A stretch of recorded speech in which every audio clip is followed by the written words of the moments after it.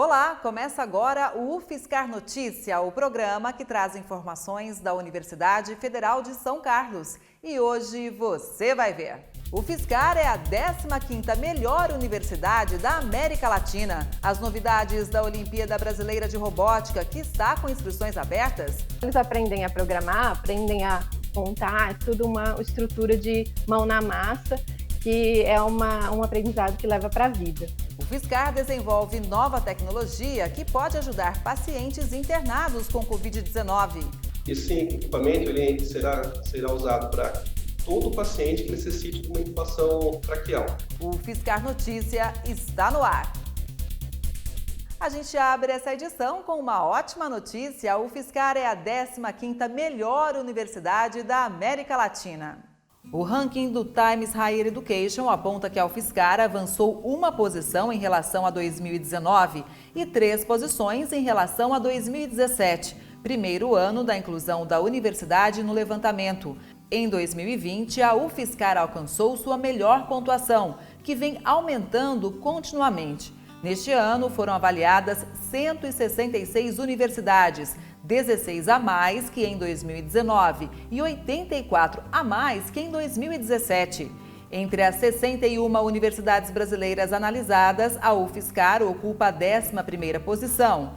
O principal avanço nos resultados da UFSCar ocorreu na área de avaliação pesquisa, em que a UFSCar passou da 14ª posição em 2019 para a 9ª posição em 2020. E por causa da pandemia, a Olimpíada Brasileira de Robótica terá etapa virtual. Saiba como e quem pode participar. Acompanhe. As inscrições para a Olimpíada Brasileira de Robótica estão abertas e sobre isso eu converso agora com Cíntia Aihara, da Unicamp, coordenadora geral da Olimpíada, Sara de Lima Sá, do Instituto Federal do Rio Grande do Norte, que é a vice-coordenadora geral da OBR, Daniele Ortiz, coordenadora da modalidade prática, Tatiana Pazelli, professora da UFSCar e coordenadora do projeto de extensão sobre a Olimpíada na UFSCar. Agradeço a participação de todos vocês aqui na TV UFSCar. E a primeira pergunta é: o que é a Olimpíada Brasileira de Robótica e também a importância de despertar logo cedo o interesse dos estudantes sobre esse tema? A Olimpíada Brasileira de Robótica é uma Olimpíada científica que utiliza a temática robótica, né? E é o despertar, é a importância que nós vemos nesses jovens de trazer uma temática que para eles tem algo a mais de interesse, para conseguir despertá-los nessa área científica e tecnológica.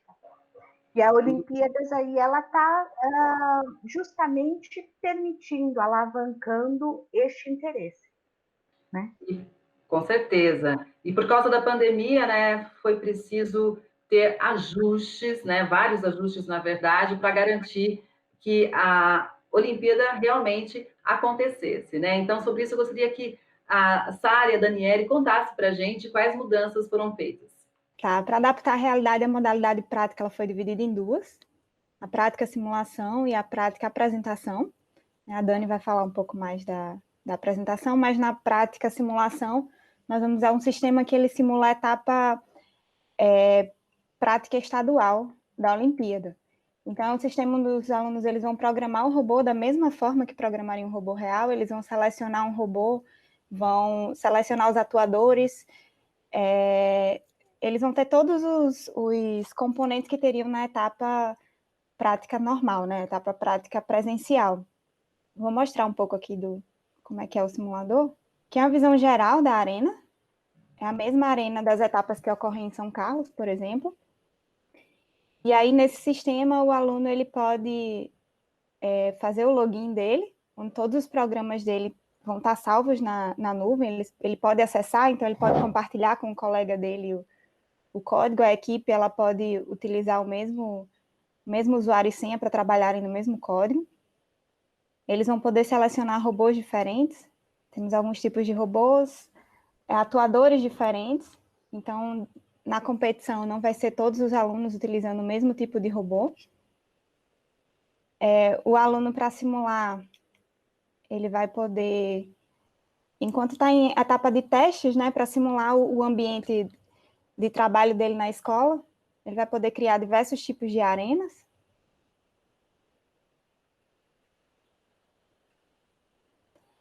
Então, no dia da competição vai ser compartilhado um código para o aluno, onde ele vai já com o robô dele pronto, exatamente como seria na etapa prática presencial, ele vai colocar o robô dele para rodar.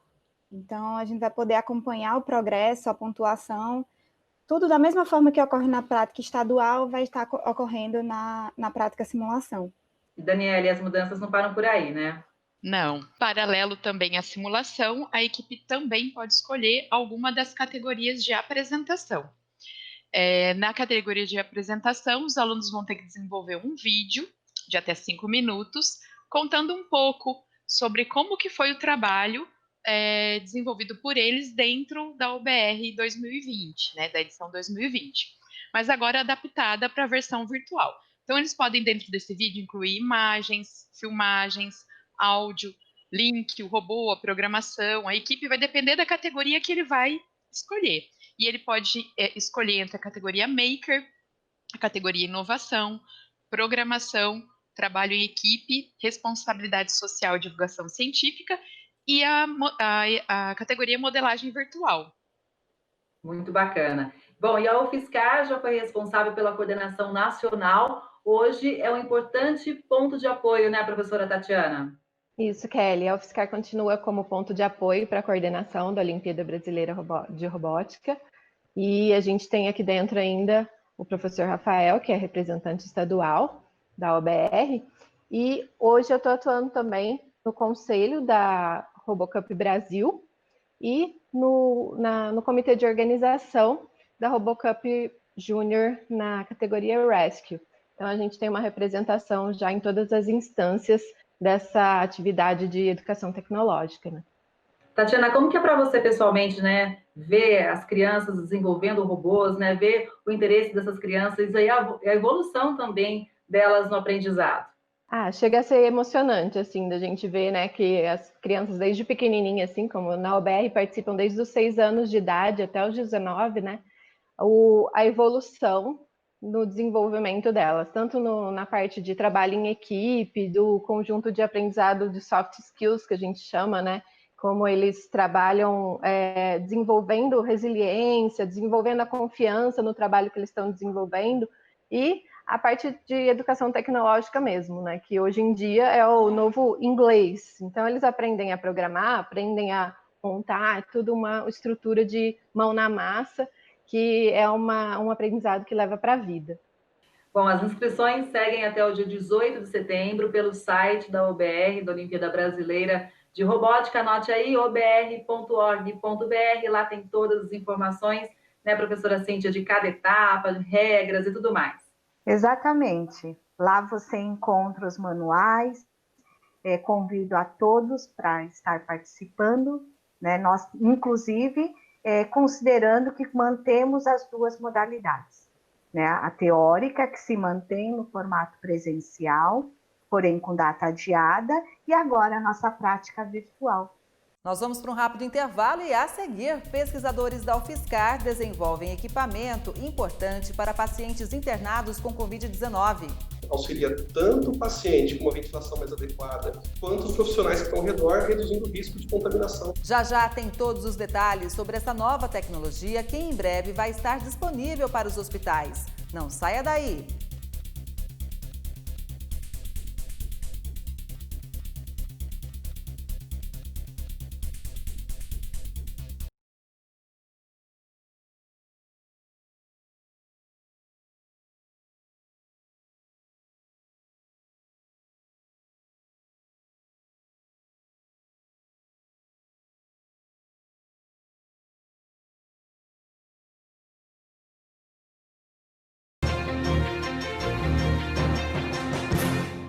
Pesquisadores da UFSCar desenvolveram um sistema inteligente que faz a vedação adequada entre o tubo de vedação e a traqueia do paciente.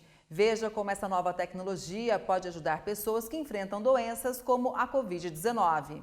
A nova tecnologia é mais um passo, mais uma ajuda da UFSCar no combate à Covid-19. Sobre isso eu converso agora com Fernando Guimarães Aguiar, pesquisador da Engenharia Mecânica da UFSCar. e também com Rafael Luporini, médico e pesquisador da UFSCar. Inclusive, Rafael, você é coordenador de ensino em cirurgia geral da Santa Casa de São Carlos, e a ideia desse equipamento novo surgiu justamente pela necessidade que você acompanha no dia a dia do hospital.